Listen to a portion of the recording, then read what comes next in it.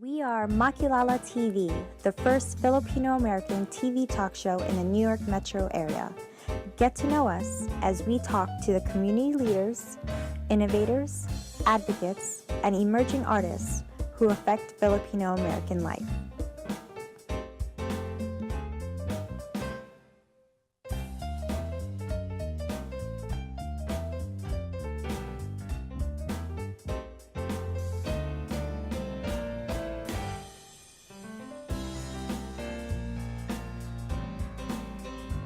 For 20 years, NaFFAA, or the National Federation of Filipino-American Associations, was led by first-gen Philams. Last year, something big happened. The Millennials took over, and they're now in charge. Two friends who are actually buddies are now at the helm of the largest Filipino-American organization. Today, NaFFAA is led by Brendan Flores, a young banker from Florida. He is the chairman, and he is 32. Assisting him is Jason Tengco, the executive director. Jason's background is rooted in organizing Asian American communities. Jason is 29. A little bit about Brendan. Brendan is a rare breed. He joined NaFFAA when he was not even a teenager yet. He joined the youth division. What is interesting about his career is he had worked with all the past presidents, including its founder, Alex Esclamado. He has seen NaFFAA grow, stumble along the way, and get back up again to continue its mission toward political empowerment for Filipino Americans. Where he wants to take NaFFAA, we will find out later. Jason, who is the executive director, is another young, highly engaged, energetic leader. His leadership skills honed in DC when he was with the White House Initiative for Asian Americans and Pacific Islanders as a deputy director. Later, he joined the Hillary Clinton campaign as outreach director for the Asian American community. Let's welcome Brendan and Jason to Makilala. Thank you. Hey. Welcome, guys. Thank you. Brendan, your election as chairman of NaFFAA, it's historic, right? By community standards. Yeah. How did that make you feel? And tell us the background of why you were elected. Yeah, sure. I mean, I definitely was elated, honored and proud. I mean, for 20 years, the organization was led by boomers and traditionalists. Mm-hmm. And to have a young guy take over the organization is really, a big step. Mm-hmm. And it shows how serious we were as an organization, that we really want to make sure that we have young folks getting involved and taking on the leadership roles. Mm-hmm. But I'll be very honest, I was hesitant as well, because for many years, they kept talking about youth engagement, but nothing really came to fruition. I mean, at one point, I would say in the last decade, I was one of the 2 or 3 individuals who were considered youth, but we didn't really do anything, mm-hmm. right? The title was there. What was their engagement, typical, but not leadership? Yeah. What was the typical activities of youth engagement? Like, what did they try to do? So we were we were involved in the meetings, but we didn't really have a lot of say in what was happening, how the organization is being operated. Yeah, exactly. Mm-hmm. We didn't really have a voice. But I think it was a way for some of our Philam leaders to say, check the box. We have young folks in the organization. Yeah. Let's get some young people involved. But then they were so scared to really give you the power. Really? And I think part of it, being Filipino, our culture, too young. Another thing interesting is the appointment of Jason, who is the first openly gay executive director of NaFFAA. What does that mean for NaFFAA? Well, what does this say about NaFFAA? For me personally, it's a huge honor being the first, as you mentioned, openly gay executive director, but it also really shows how far we've progressed as an organization. As we're planning our 20th anniversary this year, I'm doing a lot of kind of research about the history of NaFFAA, and I actually found out that in 1997, 1998, during one of our first conventions, there was a contingent of LGBT and a lot of young leaders who wanted NaFFAA to tackle LGBT equality, but at the time, back then, 97. The leadership didn't want to, and kind of just pushed it to the side. Okay. And that was in 97, right? So 20 years ago. And I think Brendan as chairman appointing me as executive director, having the support of the board, really shows again how far we've progressed. How did you guys manage to do that? I mean, the organization, it seems like it's loaded with the old timers. Yeah. I mean, you've been campaigning since you're probably 2. How did you turn around that? What was the tipping point when the came to accept, welcome both of you? I mean, I think you really have to build lifelong relationships. You just can't come in and say, I'm young, I'm energetic, I can do it. It's really about understanding exactly who they are. And quite frankly, when I ran in 2014, I lost as national vice chair. So I said, you know what, this is not the organization for me after 10 years. And then in 2016, you know what, I'm going to stay put and see exactly how it goes. And then I ran for the national chairman position. And mind you, the same people who elected the chair in 2014, they're the same folks who also voted in 2016, and I won. So that just shows you, people are becoming a lot more progressive.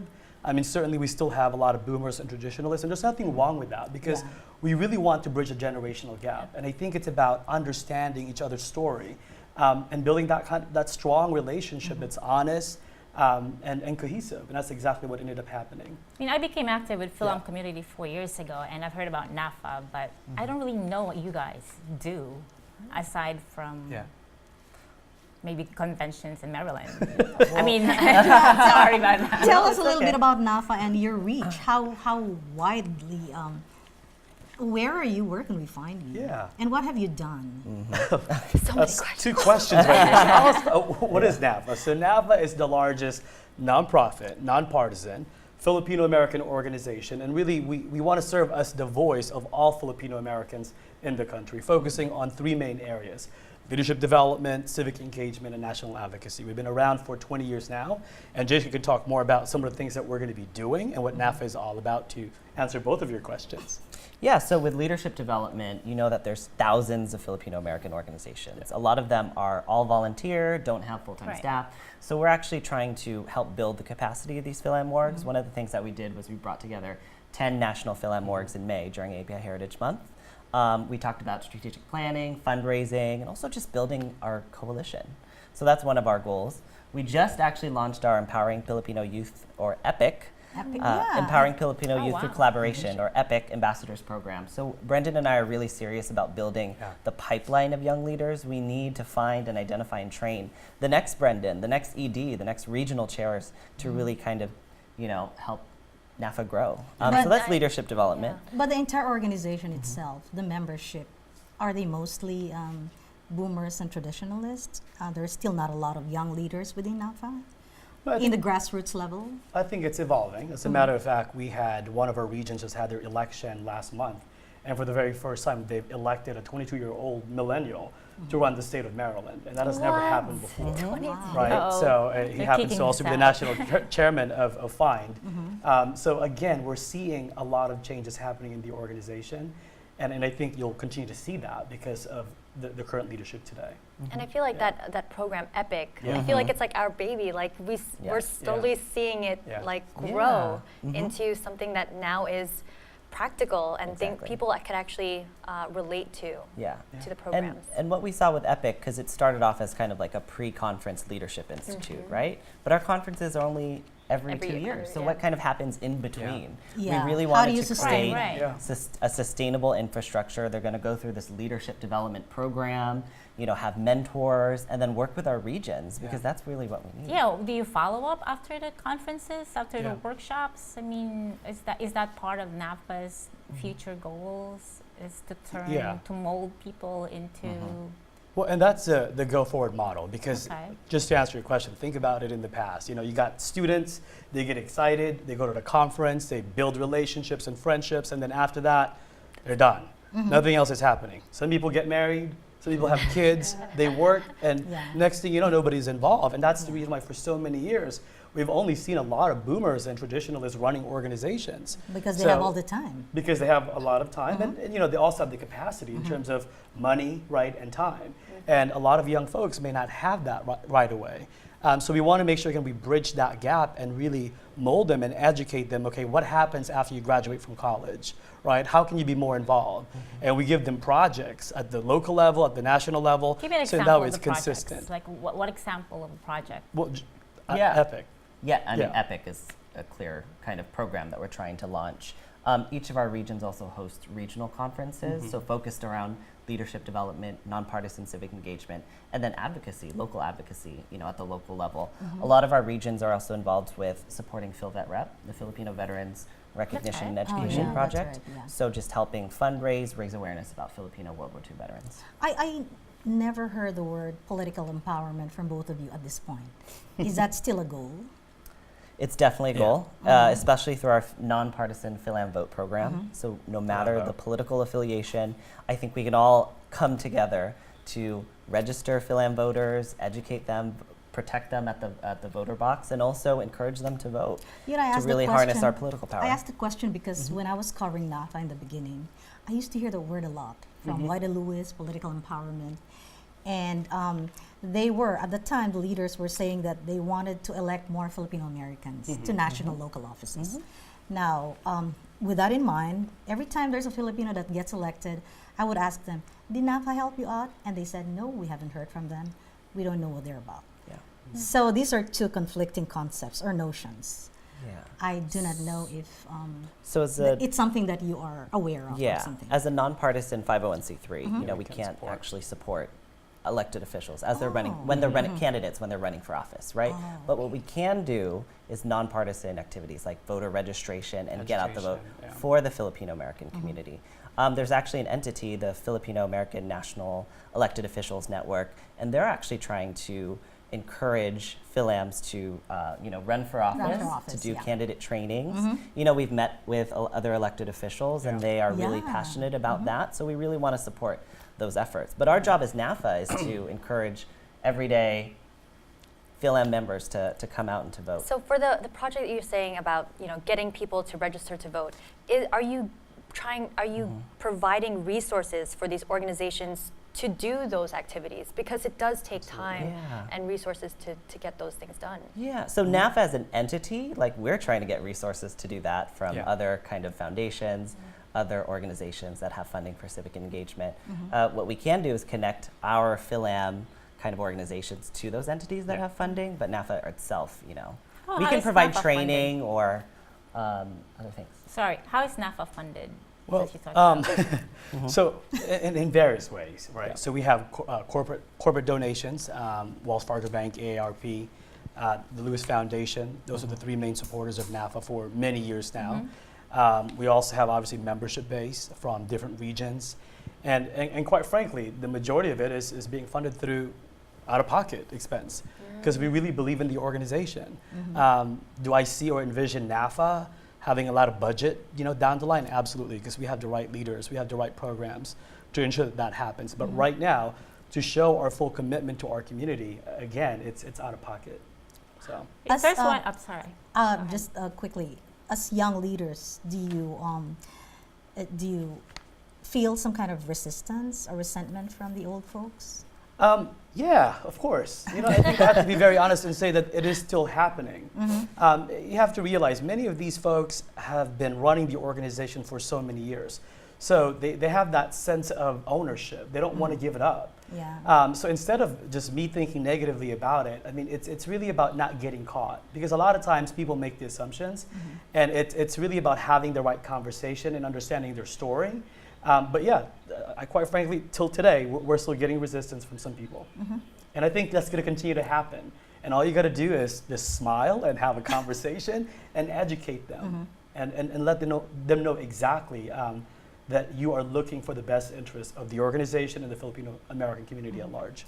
So for 2017, at the end of the year, if you have to like grade NaFFAA based on your goals now till December, what do you think is like, we say, okay, I've accomplished this one thing and I know I'm doing the right thing. So which one is that? Like what issue, what program, what So I would say, what measure? before I talk about the programs, I'm very proud to say that for the very first time, we really have diversity in our national leadership team. We have millennials, we have boomers, we have traditionalists, and not just generations. I'm talking about, we have the first openly gay executive director in 20 years in the Filipino American community. That's pretty difficult, right? It's a big deal. You have a young national chairman, again, after 20 years, you know, a 31, 32-year-old, I was 31 when I got elected, when I first met you. So that is a big deal. So for me, it's about the diversity and inclusion, not just diversity makeup, but again, we aim, Jason's favorite word is aim, to really work with all of the organizations out there, because I attended the Philippine parade in New York a couple of weeks ago, and it was exhausting looking at every single organization. I remember telling Jason, look, it says Boholanos of blah, blah, blah. And then I saw one more, and I'm like, wait, there's three. Three Boholano associations? Just as an example, but multiple organizations. And I'm thinking to myself, wow, we have ways to go. But then at the same time, it makes me feel good to know that we can only go up and really unite and bring the Filipino Americans together. Do you think your election, the two of you, taking over the leadership of NaFFA, will set a trend among other long, old organizations to come around and, let's change our leadership structure too? Because NaFFA's done it, why not, And many of our organizations here in New York, New Jersey are 20, 25, 30 years old, and they're still led by people of my generation. Yeah.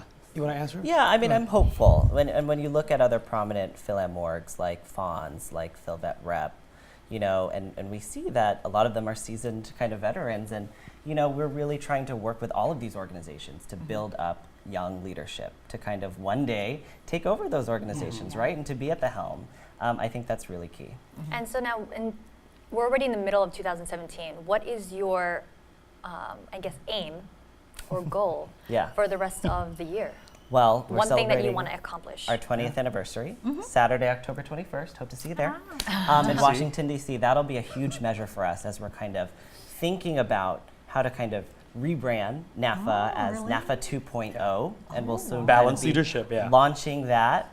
And really, I think that'll be a huge measure of who comes, who's excited about NaFFA, how many people we can recruit, the kind of media corporate relationships that we want to build, but also the support for our programs, I think is going to be another key measure. Jason, you've been with the Asian American community for a long time, and finally now you're coming back to the Filipino American community. Is that, do you see any difference organizing the two kinds of communities? Well, I don't think I ever left. I know, it's a subset of the other one. I felt ignored. But I think the more difference focus. is, though, that there's actually a paid opportunity with NaFFA.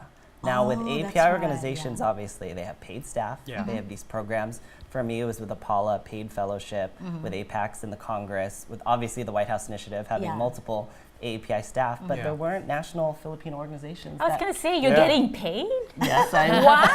Getting paid. That's like, Who would have thought? The executive director of an organization, right? No, we are not getting paid. That's the whole point, is setting a trend. Setting a trend. And I think organizations should follow that to sort of professionalize the rise of leaders. because not only you're motivating them, you're holding them accountable if they don't do their jobs right. Exactly. I mean, think about the young students today. Perhaps, they want to get a career in nonprofit management. You have a lot of young Filipino Americans involved in other organizations like, OCA, but you have Filipinos, you have NaFFA. We're 4 million strong, and yet we don't have something like that. And that's the reason why we want to set the trend. Sorry, I'm like... the community. Our community. We're the second largest Asian American group. Oh, wow. Right? Is Jason competitively paid?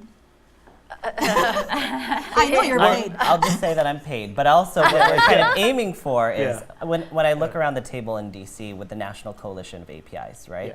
There's 35 national API organizations, each of which have maybe some of them have dozens of staff, some of them have a few staff. I would really like to build NaFFA to be like one of those organizations. And even looking at the NAACP, NCLR that have, I don't know, maybe more than hundreds of staff, right? I think that's really what my goal and under kind of Brendan's leadership is to build our capacity to serve the community full-time, not just volunteer anymore. And I think it's a good measure of a great model for others to follow because it really builds sustainability for the organization and really, like what you said, Jen, accountability. That alone is a great accomplishment. I mean, I'm surrounded with old-timers or community leaders, but they've always talked about getting, salaried leaders or employees, whatever you call them, but they never really get past the idea. So you guys right there is making a big, big dent, big difference. So now young people are not just social media coordinators or volunteers. We now have an executive director who is paid. So Jason, Brendan, I'm sorry. Flores.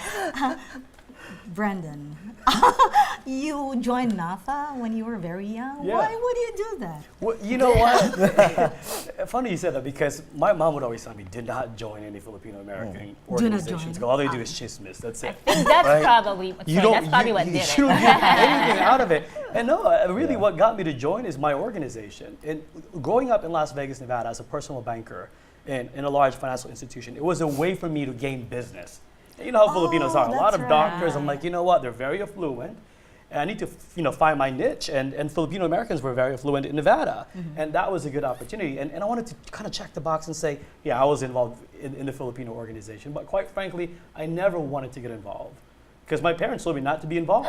Yeah. I heard just negative things about the Philam community. And they said, Brendan, here's what's going to happen. You join one, they're going to fight the other organization, they're going to create a new one, and then they're going to tell you to go to the other one. That is so true. It's just not going to work. So just don't join, trust me. Yeah.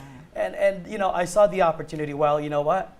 Somebody has to start something. Somebody has to start the movement. I mean, if it's not this organization, it's going to be somebody else. And I wanted to be part of that group, and that's the reason why I joined the organization. So what did your parents say when they found out you're now chairman? They're very proud. But do they actually understand this? Because I know that even not really. Yeah, no. right? Yeah. Like, here's the question that they asked me. So how much money have you spent? I said, really? How much money have you spent? How much have you donated? Pretty sizable. Yeah. How much have you donated? Yeah. You have to understand, I have been in, over 32 cities now since August. Yeah. And there's not a single dime or penny from NaFFAA that was out of pocket. Okay. See, that's another thing about organizations. We elect people as chair or as leaders coming from the medical community, the legal community, the bankers, the rich people, because they're the only ones that can provide for themselves. Yeah. So that has been the case with you too. It looks like it. I don't know, because I wasn't wealthy growing up, and I think it's because I just really had this big passion and this energy to really make a difference and bring and unite the Filipino Americans together. Yeah, sure, I have the capacity today, but we want to make sure, again, we're educating our young folks that you don't have to be super wealthy to make a difference, and don't ever underestimate the power that you can make when you choose to make a difference. Why can't NaFFAA give you a salary? You know, Is that possible? it is down the line, right? If you want to change the bylaws, I mean, because many national organizations, they do have it. But right now, my main focus is this guy right here, because he's such a quality, worker, and he's great at executing on a lot of things. And he's the Pinoy pride here, so we want to make sure we take care of him first. But let me say, I'm sorry. Let me just say something real quick about resources. Yeah. It's not just a problem for Filipino Americans, but It's all Asian over. Americans in general. I learned recently that only 0.03% of all philanthropic dollars goes to AAPIs. Yeah. Less than 0.03%. So just imagine how much of that goes to Filipino American communities. I think we can all do a better job of not trying to fight for the piece of the pie, but trying to make it larger for all of our communities and organizations. That's right. So, Jen, go ahead. I was just talking about pride earlier. I mean, I don't know how the older generation feel that now the organization that they built is being run by young generation, the millennial. We say oftentimes, it's being led by millennials, but the truth is we have 70% of our national board are still baby boomers. Yeah. And 30% maybe millennials and Gen Xers. So it's really just collaborating. Maybe it's a wrong term to use. It's being led by millennials because again, it's pretty balanced, I would say, and we still have more older generations actually. So your initiatives, ultimately, they still have to be voted on by the older generation. Like you wanted to propose something and they don't like it, you cannot move that forward, right? But there's also a lot of flexibility too with our executive board under kind of Brendan's leadership, obviously. Modified some things, Yeah, that if we want to modify, but also just kind of run with these programs around leadership development, civic engagement, and advocacy, they're generally supportive. Yeah. So. You guys seem to get along so well. Yeah, it's weird. I tell you. Really? I feel like it's been 20 years, even though we've only been close for not even 6 months. But you have to understand, every other week we're traveling together. I know. Yeah. So, I mean, they see us in pictures and sometimes like, wait, are you? I'm like, just no, I mean, True buddies, as you said earlier. Buddies. I'm his favorite kuya. Actually, tell us how you met again, Brendan. Well, I was emceeing an event in Las Very Vegas quickly. for Filipino American History Month, and he was coming on behalf of Representative Honda, right? Yeah. To do a proclamation. And I never knew who he was, and then we met again in 2014, and then 2016, and then we just became very close. Yeah, I So, know. Yeah. And you've been together for about 7 months, Yeah, right? right around there. Yeah. Thanks so much, guys. No, thank you. Thanks for coming down. Thanks for having us. And you guys seem to be the prototype of the young Filipino American, energetic, committed, highly engaged. And I can imagine that must be putting some kind of pressure on you, like you have to do your best. Anyway, keep it up and congratulations. Jan, Rachelle, and I wish you and NaFFAA all the best. Thank you. Seriously. That's it for now. And thanks for watching Makilala at Manhattan Neighborhood Network.